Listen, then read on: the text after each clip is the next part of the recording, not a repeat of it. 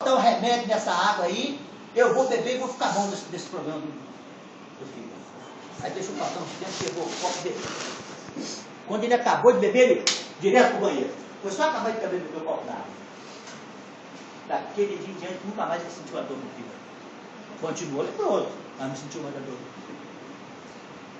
O que aconteceu? Ele se tornou espírita. Se tornou espírita, começou a ligação com os companheiros que iam fazer a visita ao leprosário, se tornou um líder espírita dentro do leprosário e fundou um grupo espírita. Olha, era um espírito já evoluído, né? Estava passando pelo problema da lepra, mas já era um espírito que já tinha um certo desenvolvimento. E ele então fundou esse centro espírita. Centro Espírita Santo Agostinho. Se botou o nome que ele via, o Evangelho, via as missões de Santo Agostinho, a gente conhecia também alguma obra de Santo Agostinho, né?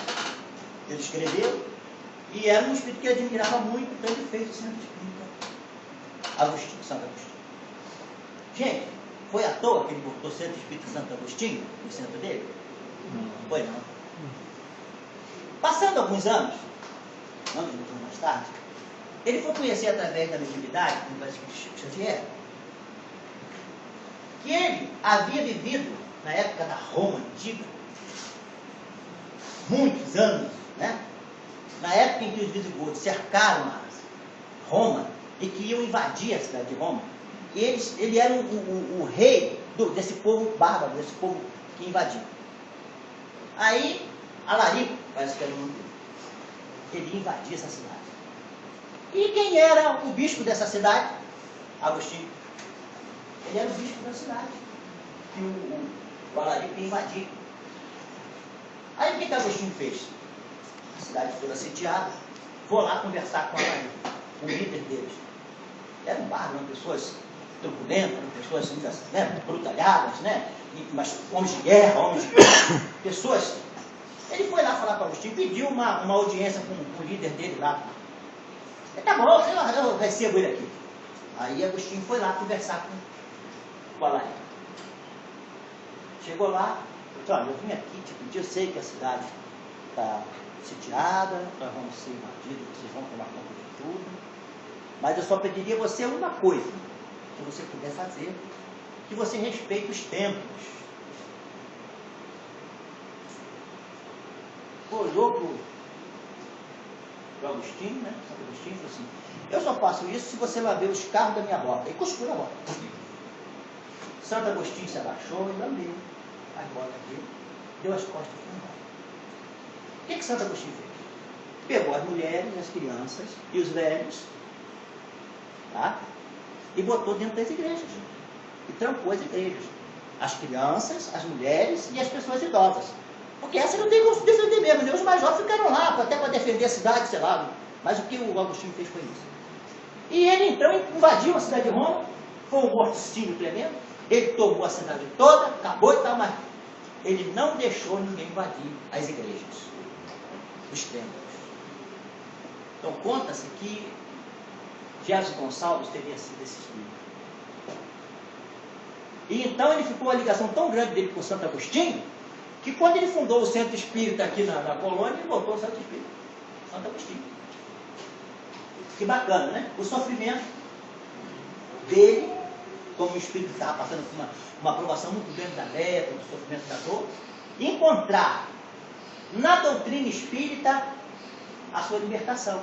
Ele continuou leproso? Continuou, desencarnou leproso, tá? Desencarnou leproso. Mas se livrou daquela doença que foi aquilo que eu falei, quando a pessoa passa um sofrimento, aí corre aqui no arquivo, chega aqui, encontra o Evangelho, encontra os ensinamentos, encontra o esclarecimento. Ele continua doente, pode até desencarnar doente, mas ele encontrou o esclarecimento do seu coração, o progresso espiritual, a luz interior, que foi o que ele achou com a dor do fígado dele quando ele bebeu aquela água que encontrou na doutrina espírita. Continuou leproso, continuou aflito, sofrendo, continuou, mas alegre, feliz.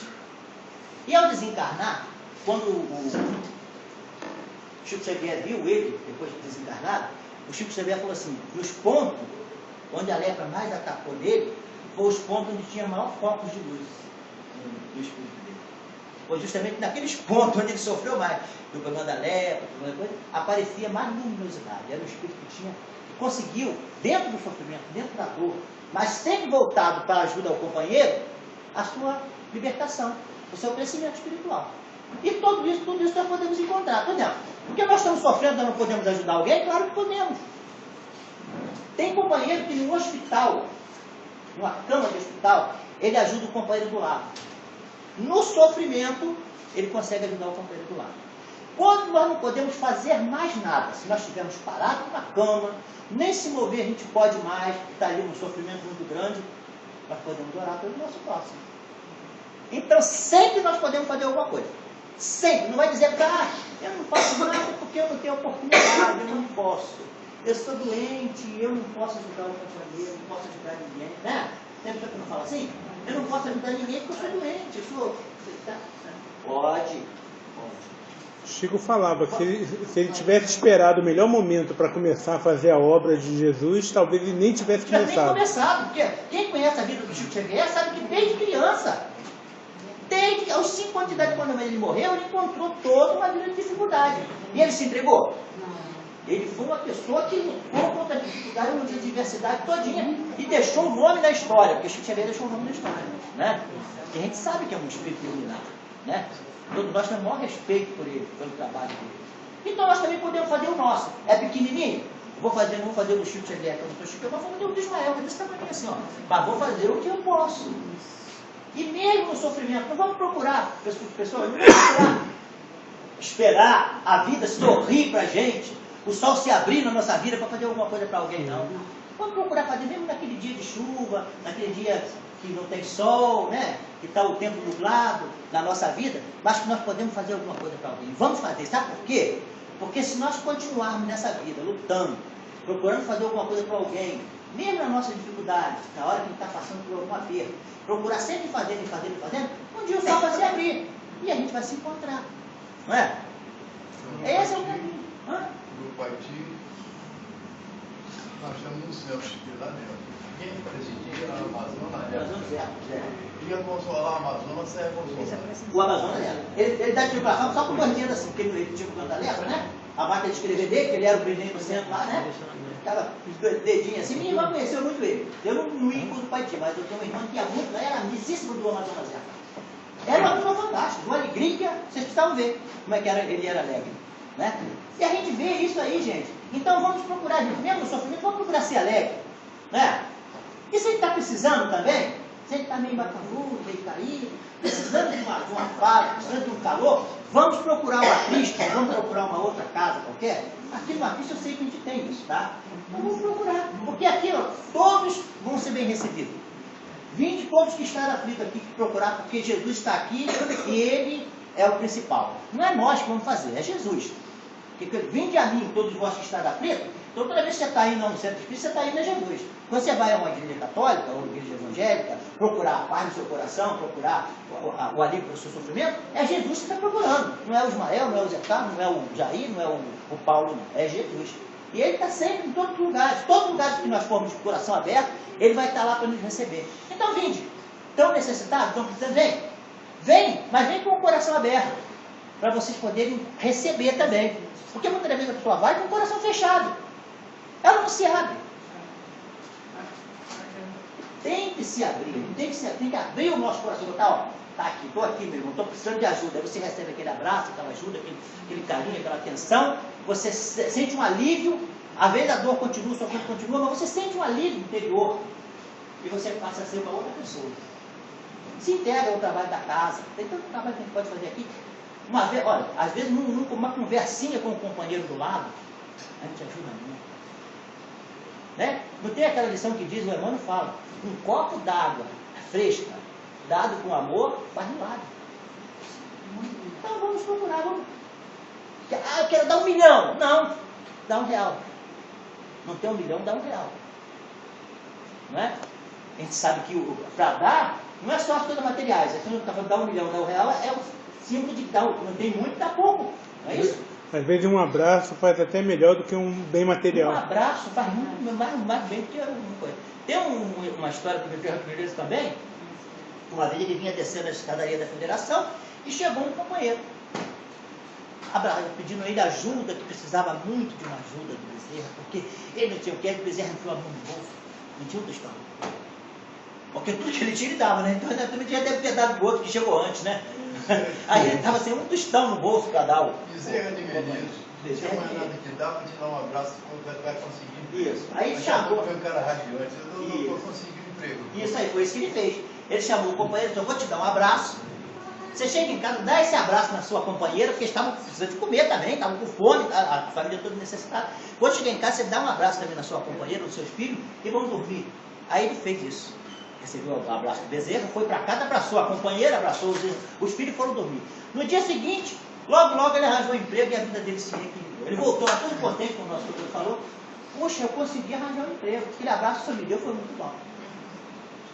Tá certo? Nós temos exemplo da Manchester, nós vamos contar aí, de pessoas que com pouco conseguem fazer muito. Chefe, ainda falando do grupo antigo, segundo domingo do mês está o Centro de Minas Vidas, Santa Cruz, vai para Caraguana. E nessa caravana, nós levamos um papel que eles querem muito ir. Então, na entrada, na varanda, fazíamos uma prece, cantávamos o hino e ia visitar os irmãos. Mas tinha uma irmã, não era do hino, mas fazia assim. Não quero. Os pertences botou no chão, ele falou, tinha uma outra proteína, ele foi e me chamava de saco. Foi uma experiência tão boa que era, foi transferida de enfermaria. Jogava tudo no chão. Aí entra o espírito que está desequilibrado, não é? O espírito que está desarranjado. Tem espírito que o sofrimento deles chega a um situação tão relativo que eles se desequilibram, eles perdem a razão. Eles ficam desorientados. Então eles não conseguem, o sofrimento deles é tão grande que eles não conseguem se encontrar. Aí as coisas para eles causam revolta, né? No caso dele aí, por exemplo. Como é que pode alguém falar de Jesus, falar isso aqui, dizer que é coisa do demônio, coisa do satanás? Então, um espírito desequilibrado. Um espírito que não está com o rumo dele alinhado. Aquele que ainda tem algum alinhamento do seu rumo, que a sua vida ainda está um pouco controlada, que sua razão ainda está sob domínio, ele não vai fazer isso. Agora, quando o companheiro está nesse nível, a gente sabe o que tem que acontecer. Ele tem que dar tempo ao tempo, a espiritualidade vai fazer ele reencarnar várias vezes, para poder ir amolecendo aquele espírito, para que ele possa entrar novamente na posse da razão e do entendimento do vai. Ninguém vai ser eternamente sofredor, né? O sofrimento é só uma ferramenta para o burilamento do espírito, porque todos nós fomos feitos por Deus para sermos perfeitos. A criação de Deus, ela é perfeita, ela não é uma criação imperfeita. Se nós fomos criados por Deus, é para nós sermos perfeitos. Então, esse sofrimento que a gente passa, você refrega daqui, refrega dali, um bate no outro, um toca aqui e tal, né? É o próprio trabalho de progresso que nós estamos fazendo, né? O próprio trabalho para engendrar o nosso progresso, para desenvolver nossas tarefas, nossas qualidades. E um dia, gente, nós vamos estar todo mundo junto, porque a humanidade terrena é como se fosse um todo, né? Ela forma um grupo que está junto, evoluindo. Então nós vamos evoluir juntos também, vamos crescer juntos. No futuro a gente vai ter uma civilização bem feliz. Aí no Chico, uma das me aconselha a nós esquecer toda a sujeira, deixar tudo para trás, e a partir de agora melhorarmos. Isso é. Justamente. A tradição diz o seguinte, né? Como tem um ditado que diz, né? Não adianta chorar sobre o leite derramado. Se o leite já virou, já derramou, não adianta chorar mais, porque não consegue juntar ele. Mas a gente pode, dali para frente, trabalhar para que o leite não se derrame mais, né? Controlar ele e fazer uma nova vida, porque cada encarnação que nós temos é uma nova oportunidade, é um livro em branco que nós recebemos para escrever uma nova obra. Depende de nós se nós vamos escrever uma coisa boa nele, ou se vamos continuar escrevendo as coisas erradas que nós escrevemos. Então depende de nós, vamos nos esforçar, né? Quem não quer ser feliz aqui? Todo mundo quer ser feliz. Né? Nós já podemos ser mais um pouco felizes hoje? Já. Já podemos, graças a Deus. Tá? Que Deus nos abençoe. Às vezes a gente encontra pessoas muito difíceis na nossa vida e a gente, esse fulano lá, mas ele faz minha vida inteira. Se a gente perceber que aquela pessoa que está ali do seu lado, ele é azucrinando, pegando no seu pé, ofendendo, xingando, fazendo um monte de coisa, ele é um professor que está ensinando uma matéria muito difícil, que às vezes a gente vai para a escola e a gente tem dificuldade numa matéria, então de matemática que quase todo mundo tem, diz, o que acontece com aquele professor? Eu não gosto daquele professor. Mas é Eu daquele que não você gosto, tem eu gostado. não gosto é da matéria, mas o que eu faço? Eu transfiro para o professor aquela minha raiva. Então, essa pessoa que está nos perturbando, ele é um professor que está nos ensinando uma matéria muito difícil, que a gente tem dificuldade de digerir. E quanto mais fácil a gente procurar amar aquele irmão, que mesmo, além de professor, ele também é um irmãozinho nosso que também é desequilibrado. Ele precisa também mais da nossa ajuda, precisa do amor. Tá, então, paz de Jesus com todos, tá? Obrigado, Ismael.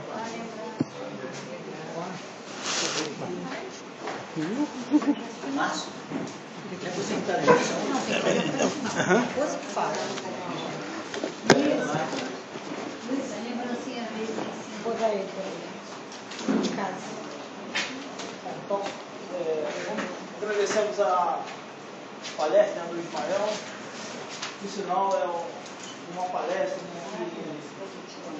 que cita, né, a nossa pensamento, a nossa consciência, buscando uma reflexão, né, nesse tema.